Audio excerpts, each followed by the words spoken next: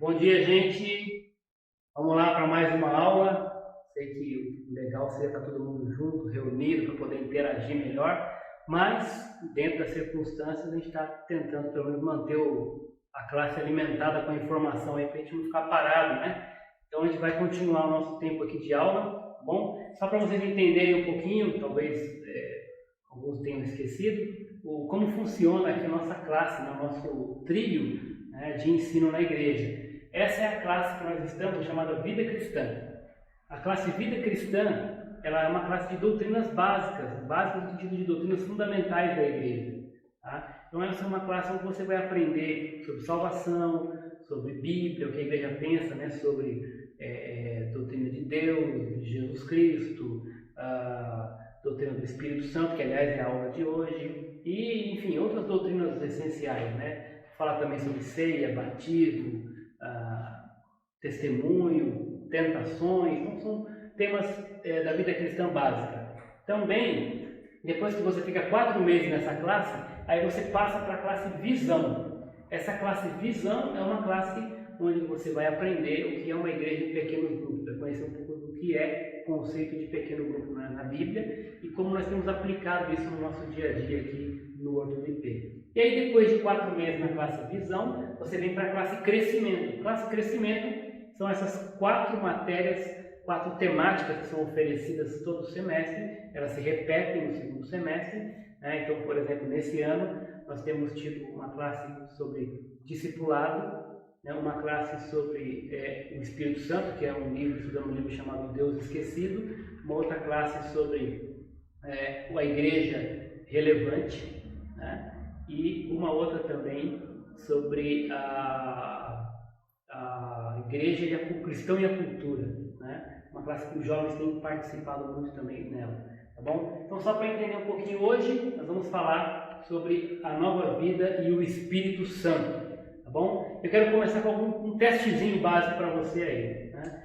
Olha aí, ó. O Espírito Santo, você tica aí colocando se é verdadeiro ou falso essas afirmações aí. O Espírito Santo, primeiro, ele é o próprio Deus que nos guia em toda a verdade e nos ajuda a lembrar de todos os ensinamentos bíblicos. Isso é verdade ou é falso?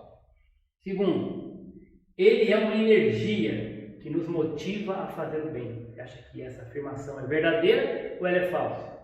Terceiro, é ele quem convence a humanidade do pecado e da necessidade de salvação. Verdadeiro ou falso? E quarto, ele nada mais é do que o sopro de vida que há nos seres humanos. É isso mesmo? Nós vamos olhar alguns textos da Bíblia agora para entender o que a Escritura fala sobre a figura do Espírito Santo. Tá? Então, introduzindo aqui, você nunca estará sozinho. Jesus prometeu enviar o seu Espírito para acompanhar você todos os dias da sua vida, falando para os cristãos, guiando você em toda a verdade. Olha aí, ó, ele não é uma força ou energia, mas ele é a terceira pessoa da Trindade. Pessoa da Trindade.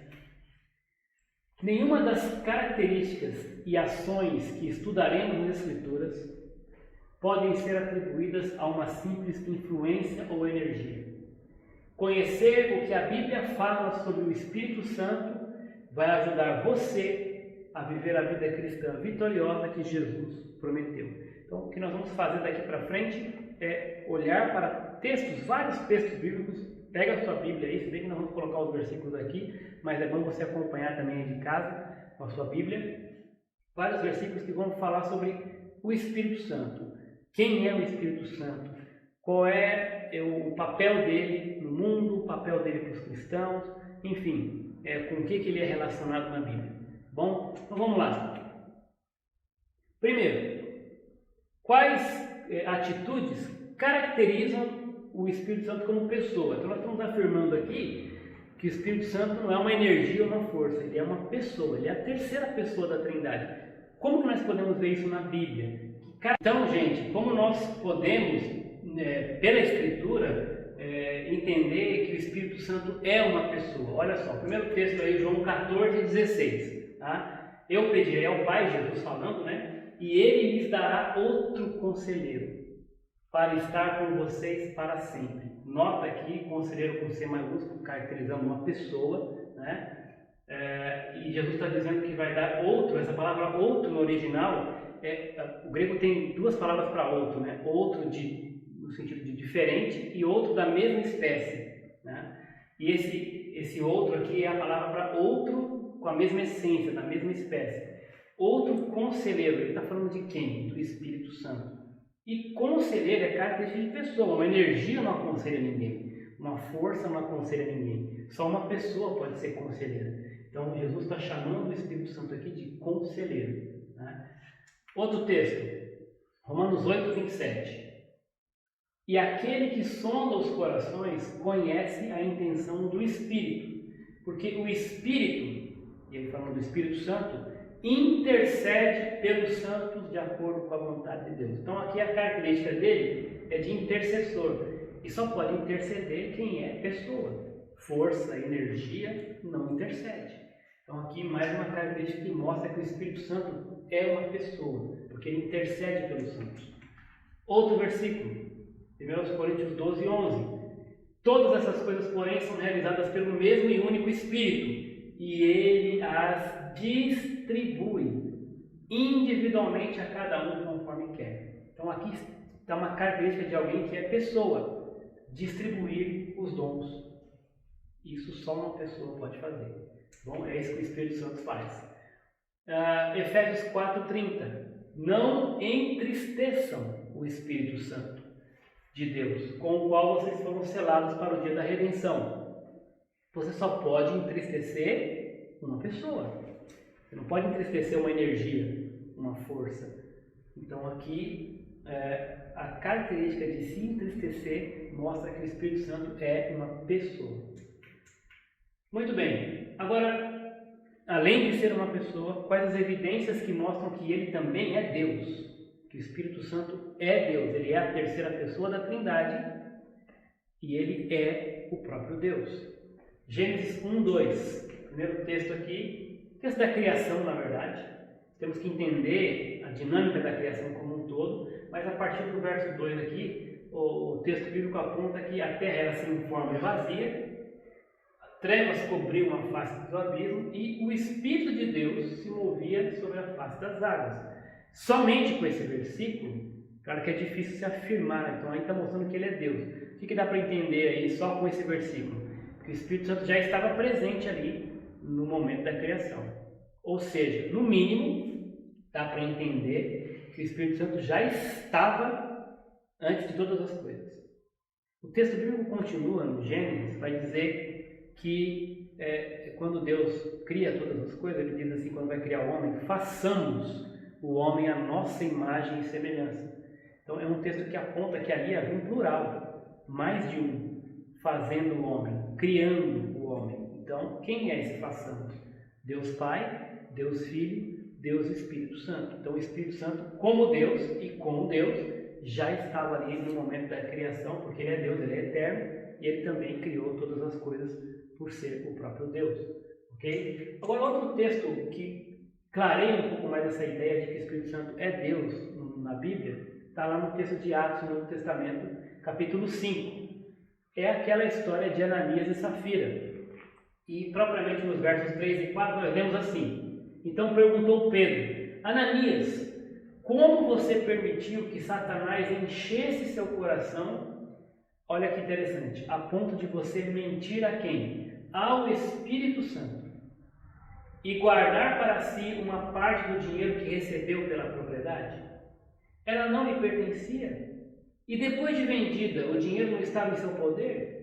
O que o levou a pensar em fazer tal coisa? E aí olha a conexão que ele faz aqui, quando ele disse que ele tinha mentido para o Espírito Santo. Você não mentiu aos homens, mas sim a Deus. Então, olha, peraí, ele mentiu a quem? Ao Espírito Santo ou a Deus? Não, ele mentiu para a mesma pessoa, o Espírito Santo, que é Deus. Ele mentiu para Deus, ele mentiu para o Espírito Santo. Mentiu para o Espírito Santo, mentiu para Deus. Ok? Vamos lá. Outra pergunta que se faz aqui.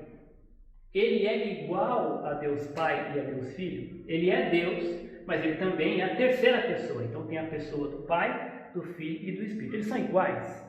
Né? Vamos perceber aqui nesse texto, Mateus 28, 19, quando Jesus diz assim: vocês devem ir, falando para os seus discípulos, né? E fazer outros discípulos. Fazer discípulos de todas as nações, como? Batizando-os em nome do Pai, do Filho e do Espírito Santo. E depois o texto continua, ensinando a guardar todas as coisas que eu tenho ordenado. Mas olha que interessante, batizando esses discípulos em nome do Pai, primeira pessoa da Trindade, do Filho, ele mesmo, né, segunda pessoa da Trindade, e do Espírito Santo. Então Jesus equipara o Espírito Santo na mesma condição de importância a ele, Filho, e ao Pai. Porque os discípulos são batizados em nome dos três, Pai, Filho e Espírito Santo. A mesma autoridade está sobre eles. Né? Então eles são iguais nesse sentido, sim, de importância. Ninguém não tem um mais importante do que o outro. Outro texto aqui, geralmente na introdução das cartas ou na saudação final, o apóstolo Paulo tem essa marca, essa característica, né? Por exemplo, aqui no capítulo 13 de 2 aos Coríntios, verso 14, ele termina dizendo assim: a graça do Senhor Jesus Cristo, o amor de Deus e a comunhão do Espírito sejam com todos vocês. Então aqui Paulo, ele evoca aqui uma bênção, que a gente chama até de bênção apostólica, né? E nessa bênção ele engloba aqui a importância igualitária da ação da Trindade na vida dos cristãos. Então ele fala do aspecto da graça de Cristo, da comunhão, do amor do Pai e a comunhão do Espírito, porque é o Espírito que possibilita essa comunhão do corpo de Cristo, porque ele está em cada cristão. Estando em cada cristão, então ele é quem de fato viabiliza, possibilita, autentica essa verdadeira comunhão dos crentes. Então olha a importância também dele, tanto quanto a do Filho quanto a do Pai na vida da igreja de cada cristão. Muito bem, então eles são iguais sim. Qual a obra do Espírito Santo no mundo? Como o Espírito Santo age no mundo aí fora, nesse mundo perdido? O que ele faz para e com os incrédulos? Qual é o papel dele? João 16, verso 8, 13 e 14 diz assim: quando ele vier, ele quem? Jesus está falando desse Consolador, do próprio Espírito Santo. Primeiro, convencerá o mundo do pecado, da justiça e do juízo. Então Jesus está dizendo que quando o Espírito Santo viesse, ele iria subir ao Pai, mas deixaria outro conselheiro. E quando ele viesse, o Espírito Santo, uma função dele, o papel dele seria convencer o mundo do pecado, da justiça e do juízo. Então olha que importante isso. Se você é convertido hoje, se você é um cristão hoje, é porque o Espírito Santo te convenceu do pecado, da justiça e do juízo. Se não fosse por ele, nós continuaríamos na perdição. Não há quem busque a Deus. Você só encontrou a Cristo, só reconheceu a Cristo, só aceitou a Cristo, porque ele, o Espírito Santo, veio e agiu no teu coração. Ele é quem fez você, criou em você o querer, né? Trouxe para você um entendimento, abriu os olhos do teu entendimento. Ele é quem te convenceu, senão você estaria na mesma situação perdida até hoje. Mas quando o Espírito Santo da verdade vier, então ele fez aqui, convenceu, e agora ele continua no processo, ele vai guiar a toda a verdade. Não falará de si mesmo, falará apenas o que ouvir e lhes anunciará o que está por vir. Ele me glorificará, por quê? Receberá do que é meu e tornará conhecido a vocês. Então o Espírito Santo tem esse papel, essa função didática, né? Como um professor que recebe algo e transmite essa instrução aos seus alunos, tá bom? É ele quem nos orienta, nos guia, nos convence e nos faz conhecer tudo que Jesus, toda a vontade de Jesus, tá bom? Todo o ensino de Jesus. João 16, 8, 13 e 14. Outro aspecto aqui. Agora, o que o Espírito Santo faz nos crentes, ou para os crentes? Isso é importante também você entender todo esse benefício, toda essa maravilha da obra do Espírito Santo na vida dos cristãos. Muito bem, João 14, 26. Voltando àquele texto, né? O conselheiro, o Espírito Santo, que o Pai enviará em meu nome, olha o que ele faz, lhes ensinará, esqueci até de grifar aqui o verbo, né? Lhes ensinará todas as coisas e lhes fará lembrar, então não só ensina, mas como faz lembrar tudo o que eu lhes disse, Jesus falando isso, né? Então, a função do Espírito Santo na nossa vida é nos ensinar e nos fazer lembrar de tudo que Jesus disse. Outra obra do Espírito Santo em nossas vidas, Romanos 8,14. Todos que são o quê? Guiados pelo Espírito de Deus são filhos de Deus. Então, outra função do Espírito aí é nos guiar, nos levar no caminho correto. Romanos 8,26.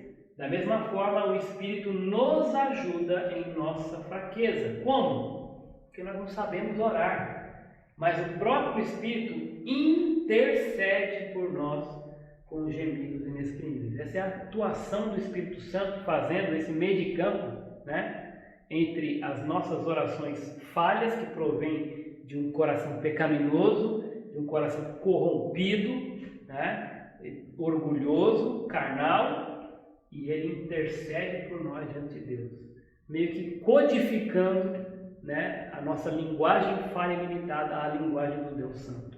Ele faz essa interface entre nós e o nosso Deus, nos ajudando nessa nossa fraqueza, ok? Maravilha, graças a Deus pelo Espírito Santo. Muito bem, 1 Coríntios 6,19. Acaso não sabem que o corpo de vocês é santuário do Espírito Santo, olha aqui, que habita em vocês, que lhes foi dado por Deus e que vocês não são de si mesmos. Aqui é interessante que quando nós nos convertemos, o Espírito Santo vem o quê? Habitar em nós. A Bíblia usa esse termo tabernacular. No Antigo Testamento, Deus ele se manifestava a sua glória no tabernáculo, por exemplo. Então Deus vinha e enchia aquele lugar com a sua glória. Ali era o local onde o povo ia para levar as suas ofertas, fazer o seu culto. Com a chegada do Espírito Santo, nós não precisamos mais de um lugar. Não existe mais um local onde Deus se manifesta. O local de adoração agora é o nosso corpo, a nossa vida. Nós somos, né, o templo do Espírito Santo. Então, nossa vida é a morada dele. Nós somos o santuário do Espírito Santo. Olha a responsabilidade que nós temos, então, não só do cuidado com o corpo, mas da maneira como nós procedemos com a nossa vida, né? Por quê? Porque o Espírito Santo habita em nós. Então, essa também é uma obra do Espírito Santo na vida dos crentes, é habitar neles, é fazer morada neles, ok? Grande responsabilidade que nós temos, né? 1 Coríntios 12, 13. Pois em um só corpo, todos nós fomos batizados em um único Espírito, quer judeus, quer gregos, quer escravos, quer livres. E a todos nós foi dado beber de um único Espírito. O que ele faz para os crentes? Aqui é a mesma ideia, né? Ele é quem vem e nos batiza, ou ele é quem vem fazer morada em nós. Aqui é a ideia de que ele vem imergir em nós, ele vem habitar em nós, ele vem invadir a nossa vida, né? Então, ele está presente em nós, ele preenche todo o nosso ser. Essa é a mesma ideia do texto anterior. Outra ideia, o que ele faz nos crentes aqui? Não entristeçam o Espírito de Deus, com o qual vocês foram selados para o dia da redenção. Talvez você vá se lembrar, talvez você tenha até convivido, né?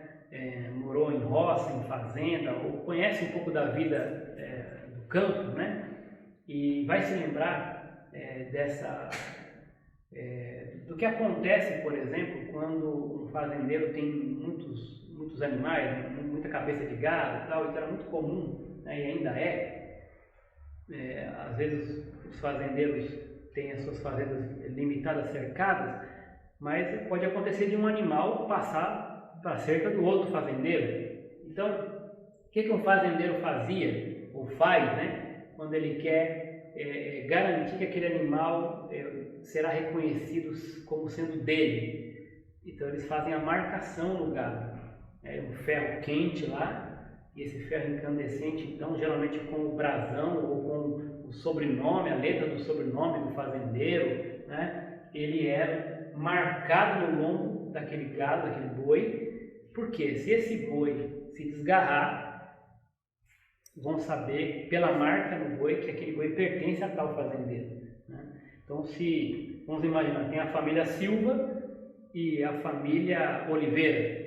Então, se tiver um O no lombo do boi e ele se desgarrar para a fazenda do Silva e não tiver um S, quando o Silva olhar o O naquele boi, vai falar, esse boi é do Oliveira, tem que devolver para ele.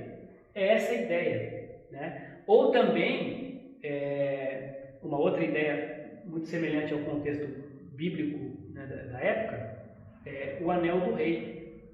Quando o rei queria mandar uma carta, e essa carta era confidencial, então ele selava essa carta. De que maneira? Ele pegava aquela cera, ele tinha um anel com um brasão, com a marca daquele rei, marcava naquela cera, selando o envelope, selando ali a carta, na verdade, o envelope na carta, e aí aquilo só poderia ser aberto pelo destinatário final. Então aquilo mostraria que aquela carta era importante, era do rei tal, né, do império tal, então era o selo do rei naquela carta. É a mesma ideia. O Espírito Santo, ele é o selo. Ele é a marca de Deus em nós. Então, para guardar as devidas proporções, não estou chamando ninguém aqui de gado, né?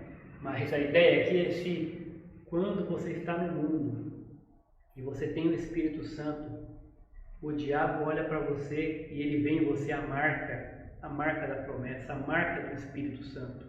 E ele fala assim, esse boi não é meu.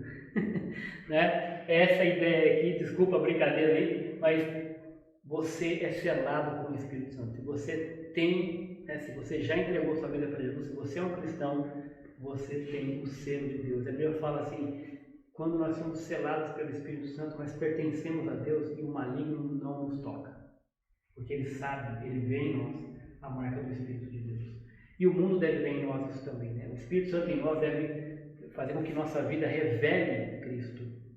A tal ponto que quando alguém olha, não só o diabo, né? Mas qualquer pessoa olhasse para você, ela dissesse assim, esse aí é um cristão. Infelizmente, muitos cristãos têm sido marcados mais por aquilo que fazem de negativo ou que deixam de fazer, do que por aquilo que deveriam fazer, refletindo o caráter de Deus, imitando a pessoa de Cristo por meio da ação do Espírito Santo. Continuando aqui, outra ação do Espírito Santo nos crentes, não por causa de atos de justiça por nós praticados, mas devido à sua misericórdia, ele nos salvou, olha que interessante, pelo lavar regenerador e renovador do Espírito Santo. Quando o Espírito Santo vem, e aí está associado aquele significado de que nós somos batizados em um só Espírito, né? E aí está o simbolismo do batismo, né? Que é a lavagem, né? Quando você se lava, quando você mergulha numa água, se banha, então a ideia é que ali você sai daquela lavagem, lavado, renovado, regenerado das suas impurezas, né? É essa a ideia. Quando o Espírito Santo vem e inunda a nossa vida, nós somos lavados por essa ação regeneradora e renovadora do Espírito Santo. Uma nova criatura se faz. As coisas velhas passaram, eis que tudo se fez novo. Por quê? Por causa da ação regeneradora e renovadora do Espírito Santo na nossa vida. Muito bem. Então, diante disso, dessa maravilha, né, desse poder que nós temos em nós, o próprio Deus habitando em nós por meio do Espírito Santo, o que Ele espera de nós? O que nós não devemos fazer ao Espírito Santo? Então, tem dois textos aí bem claros. O primeiro já foi trazido aí, né? Não entristeçam o Espírito Santo. Não entristeçam o Espírito Santo. E aqui, gente, nós vamos olhar para o contexto bíblico. Todas aquelas ações que não contribuem, que não cooperam, que não refletem o caráter de Deus, de Cristo, a vontade dele revelada na Escritura, todas aquelas ações que são da carne, todas aquelas ações pecaminosas, elas entristecem o Espírito. Elas são contrárias ao Espírito, são ações da carne. Então, tudo que provém da carne é contra o Espírito. E tudo que provém do Espírito é contra a carne.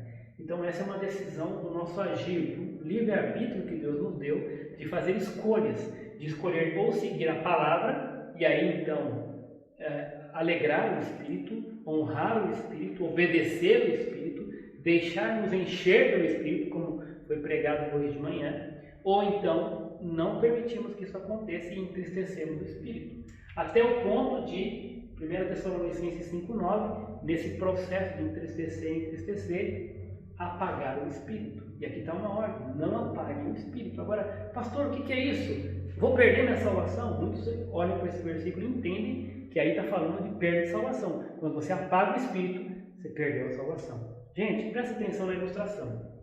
Pensa comigo aqui. Quando você está num quarto escuro, tudo escuro, se você quiser, faz essa experiência. Não tem um pontinho de luz, tudo escuro. Você entra naquele quarto com uma vela. E aí você acende a vela. Quando você acender a vela, o que vai acontecer naquele quarto? O quarto vai ficar iluminado. Uma boa parte das trevas vão se dissipar por conta daquela luz. Ok? Muito bem. Aí você pega e apaga aquela vela. Sopra ela. O que vai acontecer? O quarto vai voltar a ficar todo escuro. Mas a pergunta que eu faço é, no momento que você apagou a vela e o quarto ficou escuro, a vela sumiu? A vela se perdeu? Não, a vela continua ali. Só que ela não está agindo. Ela não está cumprindo a função para a qual ela foi criada. Por quê? Porque você não deixou. Porque você apagou. Então, a ideia de apagar o Espírito não é perder a salvação. Ele continua lá. Uma vez salvo, salvo para sempre. Uma vez filho, filho para sempre. Só que você perde a comunhão. Você vive uma vida carnal.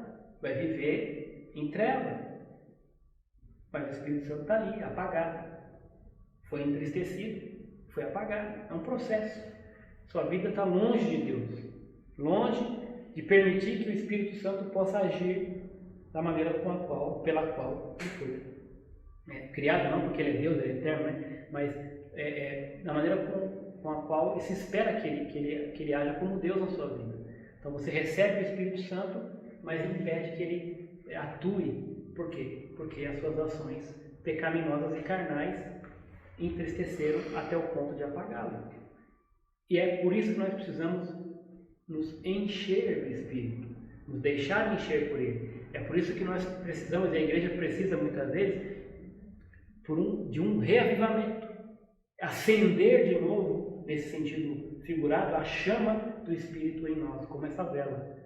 Essa é uma ação que nós fazemos com o nosso arrependimento, confissão de pecados, busca contrita, jejum e oração, para que possamos nos deixar encher pelo Espírito e acender de novo essa chama, se ela porventura se apagou na sua vida. Isso é muito sério, porque isso nos afasta de Deus. Sem a ação do Espírito Santo nós não conseguimos agradar a Deus, não conseguimos glorificar a Deus e vamos desonrar o nome de Deus nessa terra.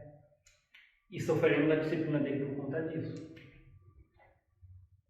Agora, vamos preencher aqui, vamos perceber aqui alguns resultados de estar cheio do Espírito Santo. De acordo com esses dois textos, o que acontece? O que nós vamos evidenciar em nossa vida? Que qualidades nossa vida vai mostrar na medida em que nós estamos plenos, somos cheios do Espírito? Efésios 5, versos 18 a 21, que nós estudamos hoje. Qual o resultado de estar cheio do Espírito? Nós falamos isso, né? Resultado é comunhão, resultado é adoração, resultado é gratidão. Comunhão, né? Ele diz assim, não se embriaguem com vinho, que leva à libertinagem, mas deixem-se encher pelo Espírito, falando entre si, olha, entre si aqui, a comunhão, né? O povo de Deus. Salmos, hinos e cânticos espirituais. Olha a adoração aqui, né? Cantando e louvando de coração ao Senhor. Aqui é entre si, aqui é ao Senhor. O entre si, ao Senhor. A comunhão em adoração ao Senhor e mostrando sempre gratidão, dando graças constantemente a Deus por todas as coisas, em nome do Senhor Jesus. E aí, o texto que vai ser estudado na semana que vem, que também é a ação do Espírito Santo, vai ser pregado esse texto na sequência da nossa série, a sujeição de uns aos outros no temor de Cristo. Isso tudo aqui é a ação do Espírito Santo na nossa vida. É uma evidência de estarmos cheios do Espírito Santo. A comunhão, a adoração, gratidão e a sujeição.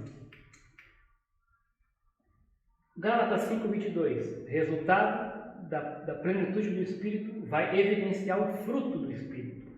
O fruto do Espírito é amor, alegria, paz, paciência, amabilidade, bondade, fidelidade, mansidão, domínio próprio. Você viu aí? 9 gomos, vamos dizer assim, desse fruto do Espírito, né? Tudo isso, amor, alegria, paz, paciência, amabilidade, bondade, fidelidade, mansidão, domínio próprio, são todas virtudes do fruto do Espírito, da presença, da plenitude do Espírito na vida do cristão. Contra essas coisas não há lei. Se viver desse jeito, aprovadíssimo, nota 10 diante de Deus. Por quê? Porque está cheio do Espírito, está mostrando os frutos do Espírito, a virtude de Deus através da sua vida. Agora, a gente está terminando aqui algumas figuras com as quais o Espírito Santo é associado. Só uma questão de a gente perceber como ele foi associado com o quê, né? E nada por um acaso, né? As figuras com as quais ele foi associado na Bíblia.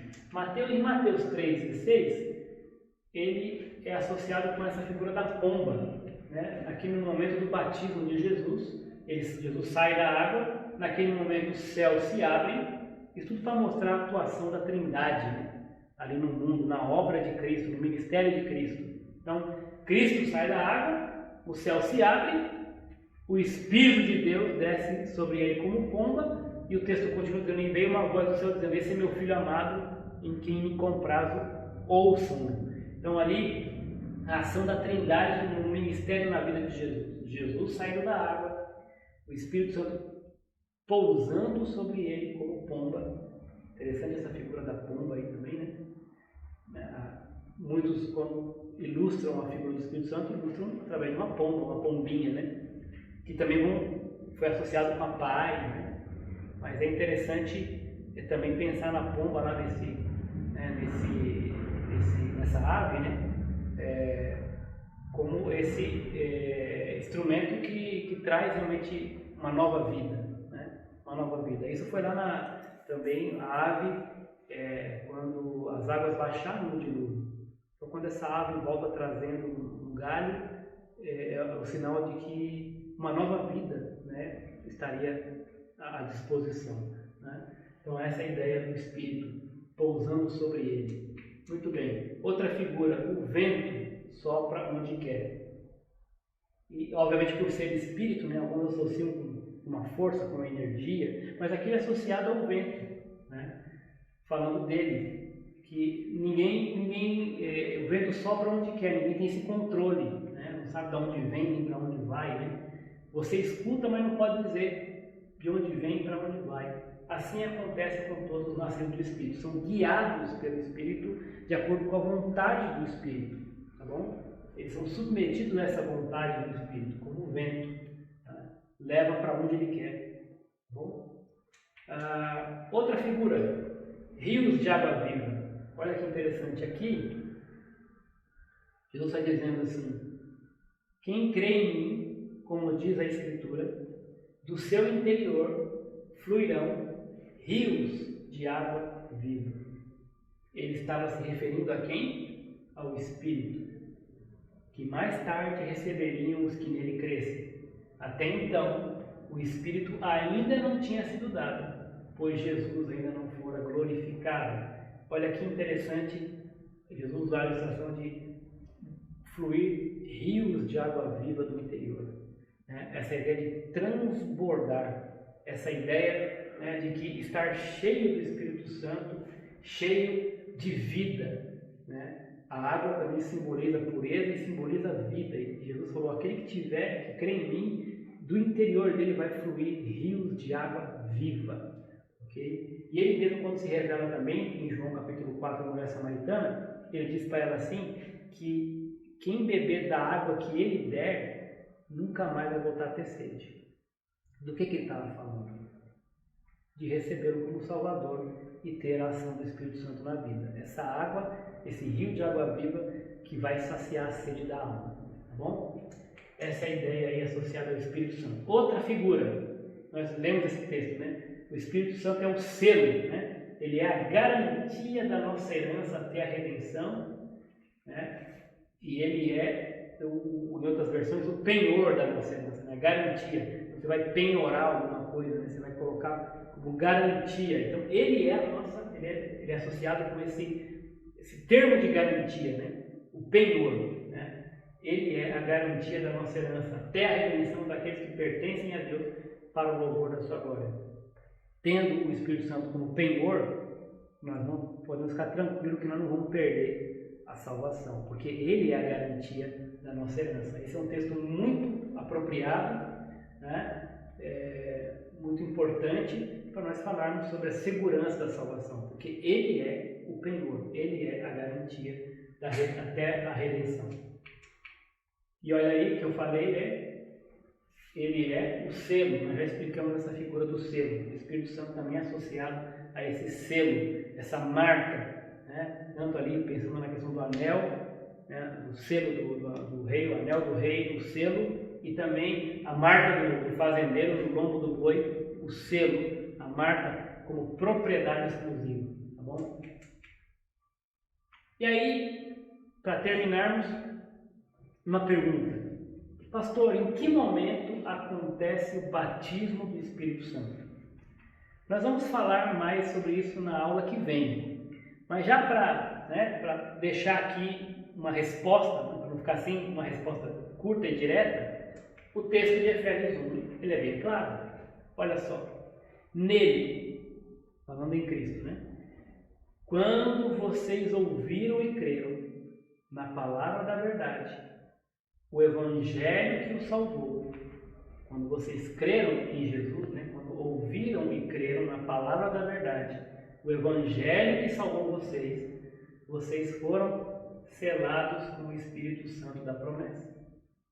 Então, voltando à pergunta, desculpe, em que momento acontece o batismo com o Espírito Santo? Em que momento que o Espírito Santo vem sobre nós? No momento em que nós ouvimos e cremos na palavra da verdade, no Evangelho, no momento da salvação. Quando nós nos convertemos, quando nós cremos de todo o coração em Cristo, nesse momento nós somos selados com o Espírito Santo da promessa. Certo? E aí, respondendo aquelas perguntas do começo, se eu pudesse colocar aqui como verdadeira, alternativa verdadeira, são essas que eu marquei xizinho em vermelho. E as que estão em cinza são as falsas. Então, o que é verdadeiro sobre o Espírito Santo? Nós aprendemos olhando para todos esses textos aí. Ele é o próprio Deus, que nos guia em toda a verdade e nos ajuda a lembrar de todos os ensinamentos bíblicos. E vemos também que é verdade que ele é quem convence a humanidade do pecado e da necessidade de salvação. Próxima aula, um assunto polêmico, né, para alguns. Nós vamos tratar um pouquinho disso. Batismo com o Espírito Santo. Ainda falamos sobre o Espírito Santo, né? Pastor, o que é esse negócio de batismo com o Espírito Santo que muitos dizem por aí? Será que é uma segunda bênção? O que é isso? Semana que vem nós vamos trazer alguns textos para avaliarmos um pouquinho essa questão do batismo com o Espírito Santo. Agradeço a sua atenção, esse tempo que nós tivemos juntos. Se você tiver alguma dúvida, eu sei que você não está aqui agora para perguntar, não é uma live, né? Não temos essa interação aqui, mas você que está no grupo aí da classe de vida cristã, pode perguntar por ali, ou pode perguntar no meu WhatsApp pessoal, tá bom? E a gente vai estar tentando responder as dúvidas que vocês tiverem sobre esse ou qualquer outro assunto que tiver ao nosso alcance, tá bom? Deus abençoe, bom domingo para todos aí, fiquem com Deus. Obrigado.